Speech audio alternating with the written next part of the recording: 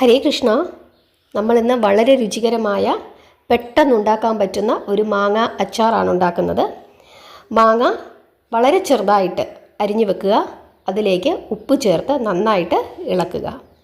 പിന്നെ അതിലേക്ക് ആവശ്യത്തിനുള്ള മുളക് പൊടിയും ഉലുവാപ്പൊടിയും ചേർത്ത് നന്നായിട്ട് യോജിപ്പിച്ച് വെക്കുക.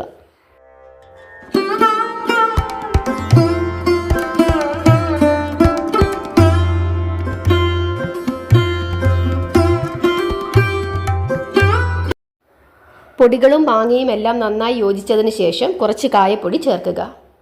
ആ കായപ്പൊടിയുടെ മുകളിലേക്ക് കടുകും വറ്റൽമുളകും കറിവേപ്പിലയും ചേർത്ത് കടുക് വറുത്ത് ആ ചൂടെണ്ണ കായപ്പൊടിയുടെ മുകളിലേക്ക് ഒഴിച്ച് എല്ലാം കൂടെ നന്നായി യോജിപ്പിക്കുക.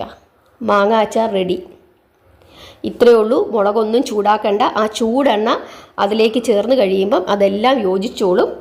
പിന്നെ നമ്മളിതിനകത്ത് വെളുത്തുള്ളിയോ അങ്ങനെയുള്ള യാതൊരു കാര്യവും ചേർത്തിട്ടില്ല. ധൈര്യമായിട്ട് ഭഗവാന് നൈവേദ്യമായിട്ട് വെക്കാം. മാങ്ങ വളരെ നേർമയായി അരിയണമെന്നത് മാത്രമാണ് ഇതിനകത്ത് നമ്മൾ ശ്രദ്ധിക്കേണ്ടത്. എല്ലാവരും ഇങ്ങനെയൊന്ന് ഉണ്ടാക്കി നോക്കൂ. ഹരേ കൃഷ്ണ.